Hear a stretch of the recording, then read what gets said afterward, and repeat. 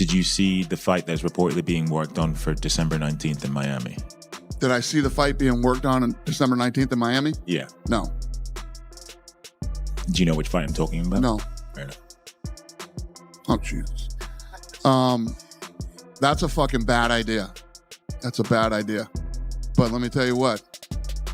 A lot of people watch that one. Will you watch it? Sure. You know what everybody's tuning in for on that one. I think everybody's going to get what they've finally been waiting for. The combat sports world has exploded in controversy because Dana White has finally snapped. And this time he isn't hiding behind jokes or subtle digs. He's openly demanding that Jake Paul withdraw from the Anthony Joshua matchup immediately. This isn't the typical banter Dana throws around during interviews. This is him at full intensity, saying the things he's held back for years. Now delivered with even more fire because Jake Paul has crossed a line Dana never imagined he would. Jake isn't fighting a retired legend, a faded name, or a smaller opponent. He's stepping straight into the ring with one of the most dangerous, physically dominant heavyweights still competing at the top of the sport. Anthony Joshua is not washed up, not slowing down, and not anywhere near the end of his prime. And that is exactly why Dana is furious. To Dana, Jake isn't jumping weight classes. He's jumping off a cliff. He sees this fight as reckless, risky, and potentially career-ending, and he doesn't want to sit back and watch a YouTuber turned boxer walk into the jaws of a true heavyweight powerhouse. You look forward to facing off with Joshua. To break down the face-off, what do you think about his size? Did you say anything? Did he say anything? No, we didn't say anything, but he looks intense, focused, locked in. He's obviously very, very tall. Looking up, my tallest opponent. My eyes are at his, chest level. But yeah, he's locked in. I'm locked in. I don't think there's fear in his eyes or in my eyes. Yeah, Jake, tell us the difference between your face-off with Gervonta, where you're a head taller looking down, and now looking up at Joshua. No, it's surreal. All of it is very, very funny, and my neck started to hurt after looking up for a little bit. But this is what we signed up for, and he's very tall, but that means I can use my speed and my size to my advantage as well. This question's for Joshua. Oscar De La Hoya, Nate Diaz, and Tyson Fury all said that Jake is going to knock you out. Would you be willing to take the bet with Tyson Fury that's saying that Jake is going to beat you? No, I'm not worried about what Tyson Fury's got to say. That's what I'm saying. It ain't even about the money. I'm betting on myself. Yep. I'm focusing on myself. I'm fully betting on myself. I ain't worried about what anyone's got to say. He did say he's going to put £1 million on it. Would you be willing to take that bet with Tyson Fury? Respectfully, I'm not worried about what Tyson Fury's got to say, or I'm not here for any of that betting and nonsense. I'm here to fight, and that's all it is. Once I get the job done, I'm going to collect my check, cash it, and I'm going to focus on the next one. My bet is on me doing a number on him. That's all there is to it. Yeah. And for Jake, Tyson Fury's willing to put £1 million on you to win. How does it make you feel that his brother Tommy won't even fight you for $10 million? A lot of people in this sport, believe it or not, are actually bitch made. Anthony can attest to that. That's correct. That's why we're up here on this stage, because we're both always down to run it and throw hands. Tommy's, lost. He's a lost puppy. No one watches his fights. I'm the only thing that he's got, so he should be on his knees begging for the fight. We did offer him it, and he said he wanted more time. So we tried. We've been trying. Same with KSI. These guys just don't want to step up to the plate. I'm not afraid of anyone or anything, so I'll go to the bigger challenge, a bigger fight, and do bigger things with Joshua, and that's why we're here today. There's been some talk about possibly Joshua using Jake Paul as a tune-up to fight you. What are your thoughts on that? I don't know about tune-up. I think Jake Paul knocks him out. Seriously? Yeah. Why so? What impresses you about Jake Paul? I just think Jake Paul would knock AJ out. I think AJ's a spam force, and I think Jake Paul's on the rise. And I like his new heavyweight look. A bit chubby, a bit bulky. Wanted to give a little opinion on everything I've been seeing on social media lately. Jake Paul versus Anthony Joshua. Just wanted to come in here and remind everybody that bum couldn't beat me when I basically had a broken hand. I had one hand and he still lost. Jake Paul, I'm still your daddy, and everybody weighing this fight up, don't bother, because he ain't worth a shilling. And the loss will always be there, Mr. Paul. Take it easy and have a good day. Jake Paul, Anthony Joshua, 50-50 fight. What do you make of that? Yeah, I just said in another interview, great if it is. I mean, if it is, then you've got no problem seeing it. But when AJ, I mean, decapitate's a strong word, but you know, when he renders Jake Paul unconscious like he did to Francis Ngannou, don't then say, oh well, it was Jake Paul. Do you know what I mean? I mean, when AJ beat Francis Ngannou, Ngannou just had a fight that could have gone either way with Tyson Fury. Then AJ poleaxed him and everyone just said he's just an MMA fighter. Do you know what I mean? Jake Paul's not Francis Ngannou. But as I said before, if you want to see Jake Paul exit the boxing world, make the fight. Dana White has spent years publicly daring Jake Paul to face a legitimate boxer. He's mocked him, dismissed him, and said over and over that Jake only targets retired MMA veterans, smaller opponents, or fighters well past their prime. But the moment Jake finally does the exact opposite, the second he signs on to face Anthony Joshua, a two-time heavyweight champion and one of the most dangerous punchers alive, Dana suddenly slams the brakes. Now, according to Dana, the fight is reckless. Now it's too risky. Now Jake is in way over his head. And that sudden shift has the entire combat sports world calling out the contradiction for years. Dana insisted Jake would never have the courage to fight someone his own size, let alone a real, active, world-class boxer. Yet as soon as Jake Paul steps up to the biggest challenge of his career, Dana White flips the script, claiming the matchup is ridiculous and that Jake could get badly hurt. The hypocrisy is exactly why fans are buzzing. Jake finally took the leap Dana demanded, and Dana instantly called it a mistake. If someone knocks on your door and says, do you want to fight Jake Paul for 100 million? You're like, you'd be stupid to say no. No, I don't want that 100 million for what would be and will be and should be easy work for AJ. Well, why are you going to turn down 100 million? AJ should and could, more should, knock out Jake Paul in a round. Like if Jake Paul was over here fighting under our British Boxing Board of Control, I don't think it would be a Southern Area Cruiserweight champion. AJ is a former unified heavyweight champion of the world that I still believe is a top 10 heavyweight in the world. Like AJ should be able to destroy him. AJ is going to be 60 pounds or so bigger than him. AJ hits like a truck. AJ is a better boxer. Like this is a no contest from the beginning. Did you see Anthony Joshua versus Jake Paul is happening? Who you got and how? Man, you got to go with Anthony Joshua. You just got to go with Anthony Joshua on him. I think Anthony Joshua by knockout. Yeah, I think Jake will probably get knocked out in the third round. Who did Terrence Crawford fight his 11th fight? I don't know. Who did Arthur Beterbiev fight? Jake Paul has found a way to make himself the cash cow early in his career to where we shouldn't care. Jake Paul has become the fighter right now that everybody wants to fight because right now he is the cash cow. He made $40 million just off of Netflix. He has found a way to do something with his following, get under people's skin to make people care about these fights. It's the ultimate contradiction. When Jake avoids traditional boxers, Dana White ridicules him. When Jake actually steps in with a legitimate boxer, Dana still finds a reason to tear him down. In Dana's world, Jake Paul loses no matter what he does.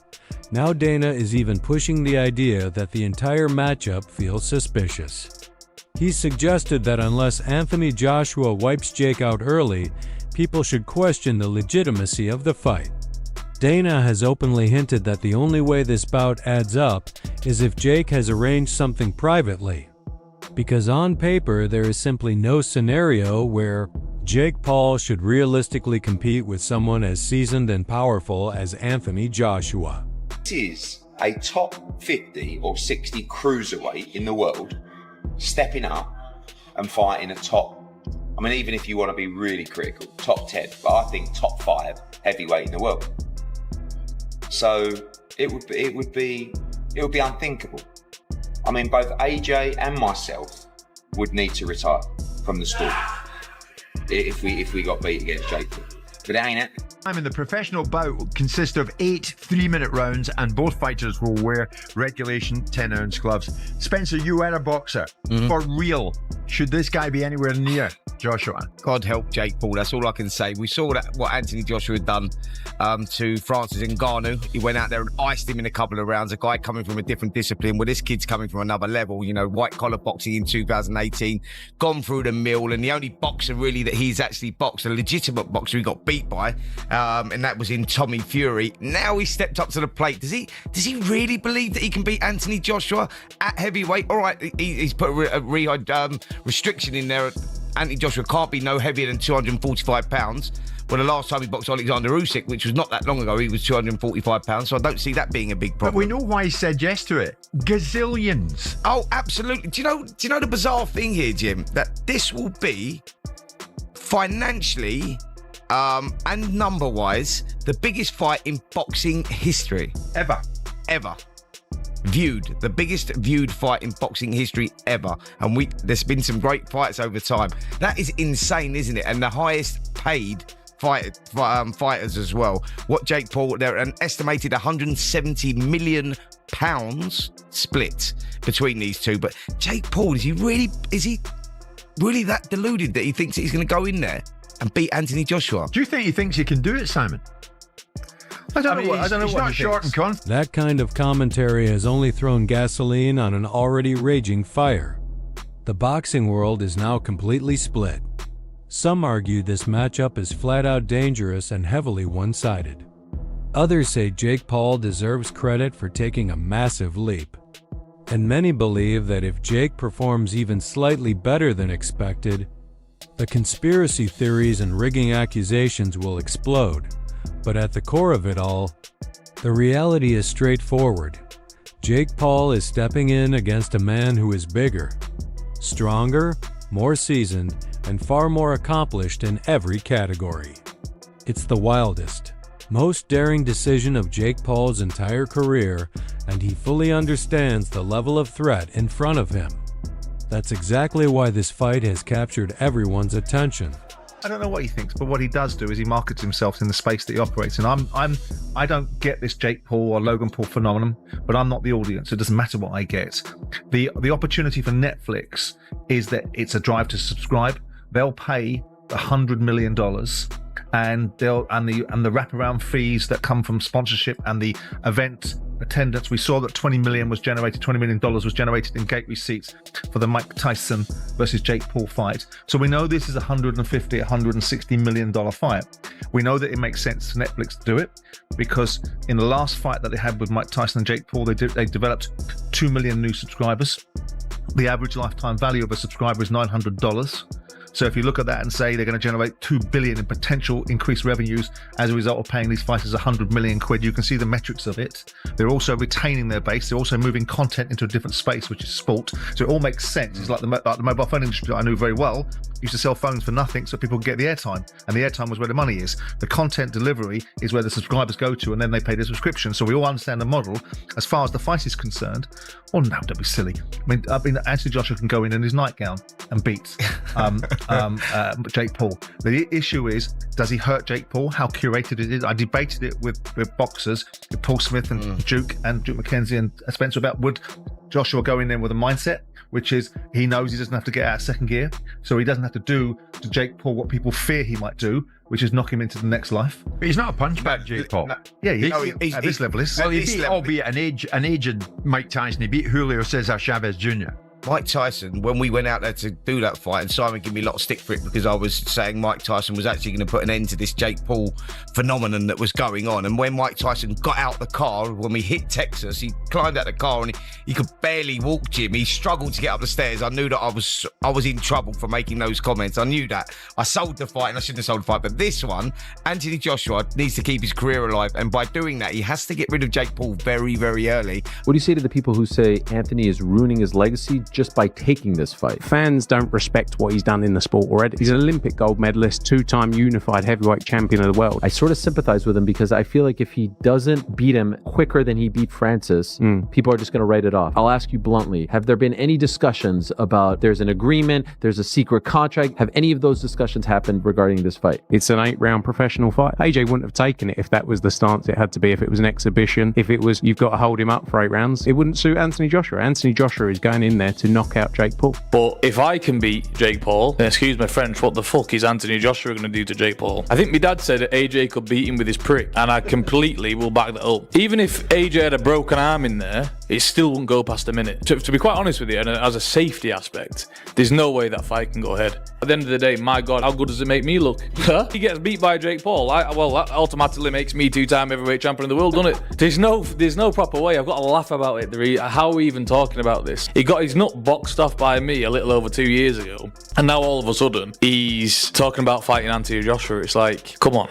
Like, you can't be serious. He can't beat me. I'm not Anthony Joshua, am I? So it's just ludicrous. It really is. True. He had a past of many arrests and accusations, but everyone has a past. We accepted that. But when you bring the past into the presence with domestic violence, you are out, period. The reality is Gervonta fumbled the biggest bag of his career and ruined a relationship with the biggest streaming platform in the world. Make no mistake, this is the biggest fight of my career. I'm walking into the lion's den. I'm doing something that no one else has ever done before. I, Joseph Paul, will knock out, defeat, and embarrass Anthony Joshua Friday, December 19th, live on Netflix. Dana White is in a tough spot right now, because this is exactly what he never wanted, Jake Paul becoming a legitimate force in the fight world. He never expected Jake to reach a point where real boxing fans respect him, or where he could push his way into true heavyweight territory. But Jake has done exactly that, showing he's willing to face anyone, no matter how dangerous the matchup is. And that reality is something Dana can't comfortably accept. For years, Dana built his entire criticism of Jake on one storyline, that Jake Paul wasn't a real fighter. But the second Jake signed to face a prime Anthony Joshua, that story started falling apart. Now the pressure is enormous. If Joshua knocks Jake out, people will say it was predictable. But if Jake manages to survive, land clean shots, win moments, or even make a Jay uncomfortable, it instantly becomes one of the biggest shocks we've seen in modern boxing. Like it or not, the combat sports world is glued to this matchup. Jake Paul is taking on a challenge far beyond what anyone in the UFC ever thought he would. And no matter how Dana White feels about it, the fight is happening and the entire world is watching closely.